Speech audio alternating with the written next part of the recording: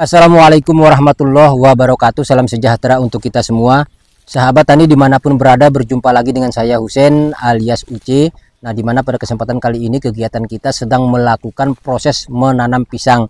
Adapun pisang yang kita tanam ini adalah pisang Cavendish dengan varietas Grand 9. Dan selain itu juga cara ini berlaku untuk semua jenis varietas pisang sahabat tani. Nah, cara yang kita lakukan ini tujuannya supaya tanaman pisang yang kita tanam pertumbuhannya lebih cepat, berbuahnya juga lebih cepat, sehingga produk buah yang dihasilkan juga lebih optimal. Di samping itu juga yang lebih penting lagi adalah di mana tanaman pisang yang kita tanam dapat mampu bertahan dari berbagai macam serangan hama penyakit. Untuk itu apa saja yang harus diperhatikan? Yuk kita lanjutkan. Yang pertama, persiapan lubang tanam. Lubang tanam ini bisa kita gali 40 kali 40, diameternya 40, kedalamannya 40 atau 50 kali 50 cm. Nah, setelah lubang tanam kita gali, ini kalau lubang tanam yang saya buat ini saya buat sengaja lebih besar, 60 kali 60 cm agar lebih banyak media tanam yang akan kita masukkan ke dalam lubang tanam. Kebetulan lahan saya ini memang tanahnya keras dan cenderung asin karena dekat dengan pantai dan juga berdampingan langsung dengan tambak dan aliran air laut. Jadi saya buat lubangnya lebih besar. Kemudian untuk media tanamnya saya menggunakan media tanam dari tanah humus yang kita kombinasikan dengan pupuk kompos dan juga dengan arang sekam dengan perbandingan 1:1 atau komposisi berimbang. Nah, kemudian untuk lubang tanam bisa kita tutup, untuk mensterilkannya bisa kita tutup dengan menggunakan plastik putih PE ya, putih transparan. Ya, kemudian kita biarkan selama 1 hari. Jadi kalau suplai sinar mataharinya full 1 hari saja sudah cukup, agar virus, jamur dan bakteri yang ada pada lubang tanam tanaman pisang kita itu sudah mati sahabat tani. Kemudian berikutnya yang harus kita sterilkan adalah bibit pisang. Nah, bibit pisang yang sudah kita ambil harus kita sterilkan juga ya, agar bebas dari virus, jamur dan bakteri, walaupun kita mengambil anakannya dari rumpun yang belum terserang penyakit, tapi tetap harus kita sterilkan. Nah, untuk kita sterilkan bisa menggunakan, kita rendam dengan menggunakan campuran insektisida dan fungisida, terserah ya mereknya apapun, asal insektisida dan fungisida kita campurkan. Dan untuk inseknya kita menggunakan yang sistemik sahabat tani. Kita rendam ya, setelah kita campur insektisida dan fungisidanya kita rendam di dalam air selama 15 menit. Kemudian setelah 15 menit baru kita angkat. Dan ini juga kita lakukan perendaman 2 kali.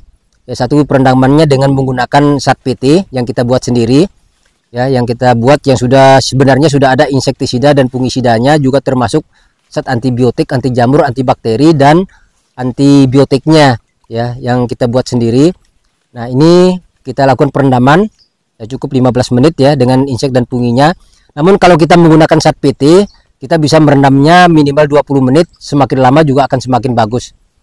Nah, ini setelah kita rendam dengan insektisida dan fungisida tadi, baru nanti kita rendam lagi dengan ini zat PT. Setelah itu baru kita biarkan agar air yang menempel pada bonggol tadi, setelah itu kita angkat, kemudian sampai kita biarkan beberapa menit. Setelah dia mengering baru kita lakukan proses penanaman. Nah, ini untuk proses sterilisasi yang harus kita lakukan. Kenapa harus kita menggunakan zat PT sahabat tani? Agar supaya ini pertumbuhan perakarannya akan lebih cepat, sehingga tanaman pisang itu juga nanti pertumbuhannya akan lebih cepat. Nah, adapun insek dan funginya tadi untuk membasmi virus, jamur dan bakteri bawaan jika ada pada bibit tanaman pisang yang akan kita tanam. Nah, ini untuk proses sterilisasi bibitnya ya, agar bibit tanaman pisang kita aman dari serangan hama penyakit. Jadi di satu sisi kita harus mensterilkan lubang tanamnya, bibit tanaman pisangnya juga harus dalam kondisi steril. Kemudian setelah ini langkah berikutnya kita akan lakukan proses penanaman. Mari kita lanjutkan kepada proses penanamannya. Nah, bibit yang sudah kita siapkan beserta lubang tanamnya tadi, beserta media tanamnya yang sudah kita siapkan, ini kita masukkan dulu. Walaupun ini kedalamannya 60, namun kita pastikan posisi bonggol nanti berada pada kedalaman cukup 50 cm saja. Nah, ini kemudian bibit tanaman pisang yang sudah kita sterilkan kita masukkan ke dalam lubang tanam. Baru kita masukin media tanam yang sudah kita siapkan. Nah, ini kita pastikan bahwa pohon pisang yang kita tanam dalam kondisi berdiri tegak lurus. Dan bibit pisang yang bagus untuk ditanam adalah bibit pisang yang berdaun pedang. ditandai dengan batang bagian bawahnya besar, kemudian semakin ke ujung semakin kecil atau lancip. Nah, ini setelah kita masukkan semua media tanamnya, kemudian kita padatkan secukupnya, namun jangan terlalu padat ya, agar perakaran yang keluar nanti akan mudah menembus media tanam di dalam lubang tanam di lubang tanaman pisang kita.